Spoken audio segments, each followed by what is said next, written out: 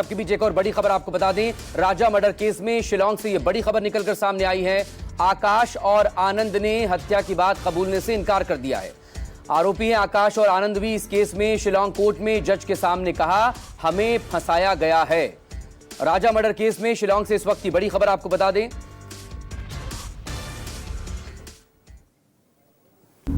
We have not sent everyone, two of them, but they didn't want to make the statement before the magistrate. No, that's the discussion. That is their prerogative. No? The court has produced pros and cons also that they were not willing. Yeah. So how? और सभी लोग इस वक्त चंकी मेरे साथ इंदौर से बने हुए दीपक दुबे न्यूज रूम से मेरे साथ इस वक्त यहां पर जुड़ गए। दीपक, डिटेल आपसे चाहेंगे। अब जिस तरह से आकाश और आनंद ये भी दो आरोपी हैं, लेकिन ये हत्या की बात कबूलने से इनकार कह रहे कि हमें तो फंसाया जा रहा है। कोर्ट में उनकी तरफ से बात कही गई। जी, इस पूरे मामले में एक बड़ी अपडेट है। जिस तरह से शिलांग पुलिस ने पहले दावा किया था, जब रिक्रिएशन किया गया था या जब आरोपियों की कस्टडी ली गई थी, उस समय यह कहा गया था कि सभी आरोपियों ने अपना गुनाह कबूल कर लिया है। लेकिन आकाश और आनंद ने अचानक जिस तरह से कोर्ट के समक्ष अपनी बात को यहाँ पर उन्होंने दोहराया नहीं है, बल्कि यहाँ पर पलटते हुए नजर आ रहे हैं। उन्होंने साफ तौर पे कहा है कि इस हत्या में उनका कोई भी दोष नहीं है, वो हत्या में शामिल नहीं थे।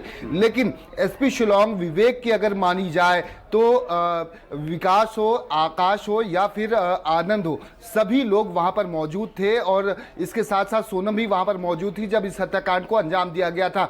दाव नामक हथियार का उपयोग किया गया था। लेकिन यहां पर दोनों जिस तरह से अपने बयान से पलटी मारते हुए नजर आ रहे हैं, तो इस पे जो शिलांग के एसपी सिटी है, उनका ये साफ तौर पे कहना है कि जो पुलिस कस्टडी में जो बयान दिया जाता है, उससे इतर जो बयान होता है जब कोर्ट के समक्ष जाता है, एफएसएल की रिपोर्ट आनी है, जो टेक्निकल एविडेंस होते हैं उसको समक्ष रखा जाएगा कोर्ट के।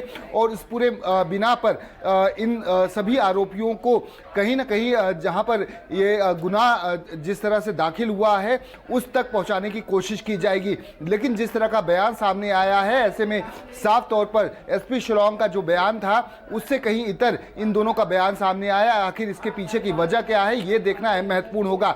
लेकिन जिस तरह के आरोप लगे थे, जिस तरह की इन्वेस्टिगेशन की गई थी, जिस तरह के रिक्रिएशन किए गए थे, वहां पर सभी पांचों आरोपियों को लेके जाया गया था। चाहे वो सोनम हो, चाहे राज रघुवंशी हो, चाहे विशाल हो, आकाश हो, आनंद हो, सभी को लेकर वहां पर जाया गया था। और उस वक्त भी जो घटना क्रम पर रिक्रिएशन किया गया था, उसके बाद एसपी शिलांग का बयान आया था कि सभी आरोपियों ने अपना गुनाह कबूल कर लिया है। जो घटनास्थल पर लेकर जाया गया था, जो सेल्फी पॉइंट था, वहां पर धारदार हथियार, दो डाउ धारदार हथियार का इस्तेमाल किया गया था, जिससे हथियार को भी पुलिस ने आखिरकार बरामद कर लिया था। लेकिन इसमें एक और कड़ी जुड़ जाती है, जो जहां पर सोनम इंदौर में रुकी हुई थी, जो ब्रोकर था और उसके मालिक को अरेस्ट किया गया, पिस्टल बरामद हुआ, 5 लाख रुपए बरामद हुए।